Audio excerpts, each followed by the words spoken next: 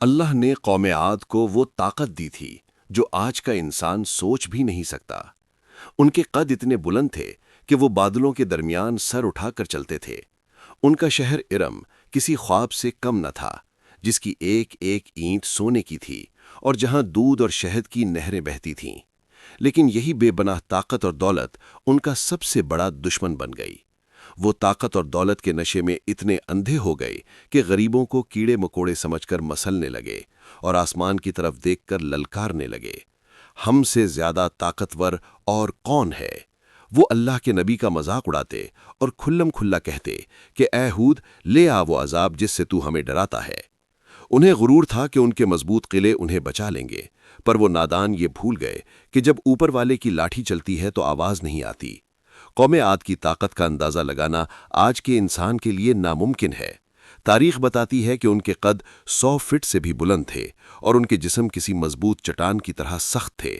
یہ لوگ اپنی طاقت کے نشے میں اتنے آگے نکل چکے تھے کہ جیتے جاگتے ہاتھیوں کو کسی کھلونے کی طرح ہوا میں اچھال دیتے تھے، اور بڑے بڑے درختوں کو جڑ سے اکھاڑنا ان کے لیے بائیں ہاتھ کا کھیل تھا۔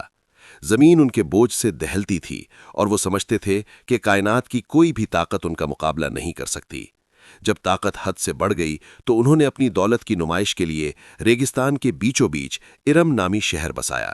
یہ شہر کسی عام انسان نے نہیں بلکہ دیو قمات لوگوں نے تعمیر کیا تھا۔ اس کی ایک ایک اینٹ خالص سونے اور چاندی کی تھی اور اس کے ستونوں پر ہیرے جواہرات جڑے ہوئے تھے۔ اس عالیشان شہر میں دودھ اور شہد کی نہریں بہتی تھیں اور ان کے محلات بادلوں سے باتیں کرتے تھے۔ انہوں نے زمین پر اپنی جنت بنا لی تھی اور وہ بھول گئے تھے کہ یہ سب کچھ اللہ کی دی ہوئی نعمت ہے۔ جب گناہ بڑھ گئے تو اللہ نے ان کی ہدایت کے لیے حضرت ہود علیہ السلام کو بھیجا۔ انہوں نے انہیں غرور چھوڑنے اور ایک اللہ کی طرف لوٹنے کی دعوت دی، مگر قوم عاد نے ان کا بری طرح مذاق اڑایا۔ وہ اپنے مضبوط قلعوں کی پناہ میں کھڑے ہو کر اپنی طاقت پر اتراتے تھے اور اللہ کے نبی کی باتوں کو جھٹلاتے رہے۔ وہ اللہ کے نبی کو کھلم کھلا عذاب لانے کا چیلنج دیتے رہے اور اپنی تباہی کو خود آواز دیتے رہے۔ وہ نادان یہ نہیں جانتے تھے کہ ان کے مضبوط پہاڑ بھی انہیں اللہ کے قہر سے نہیں بچا پائیں گے۔ پھر وہ وقت آ گیا جب توبہ کے دروازے ہمیشہ کے لیے بند ہو گئے۔ قوم عاد کے لوگ اپنے محلات سے باہر نکلے اور آسمان پر ایک گہرا کالا بادل چھا گیا۔ انہوں نے خوشی کے نعرے لگائے کہ شاید اب بارش ہوگی، لیکن وہ بارش نہیں، اللہ کا قہر تھا۔ اچانک فضاؤں میں ایک ایسی ہولناک آواز گونجی کہ زمین لرز اٹھی۔ پھر ایک ایسی چیختی ہوئی ہوا چلی جس نے ریت کو بادلوں تک اچھال گیا۔ یہ ہوا اتنی تیز اور ٹھنڈی تھی کہ ہڈیوں کے اندر تک دھنس رہی تھی۔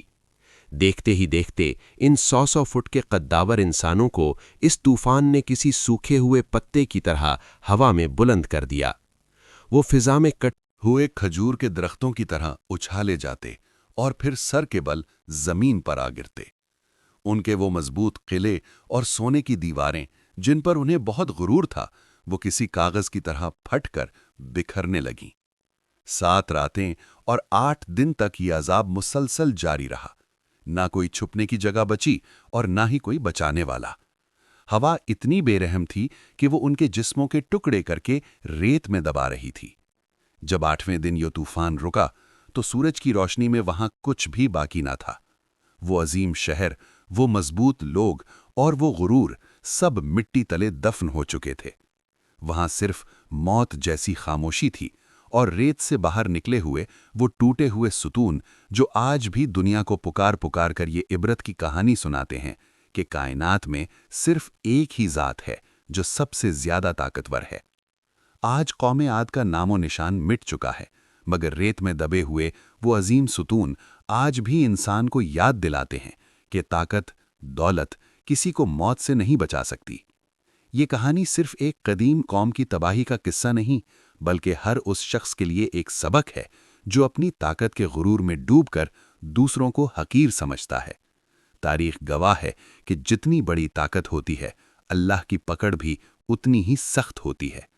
دعا ہے کہ اللہ ہمیں غرور سے بچائے اور سیدھے راستے پر چلنے کی توفیق عطا فرمائے۔ آمین۔ اللہ حافظ۔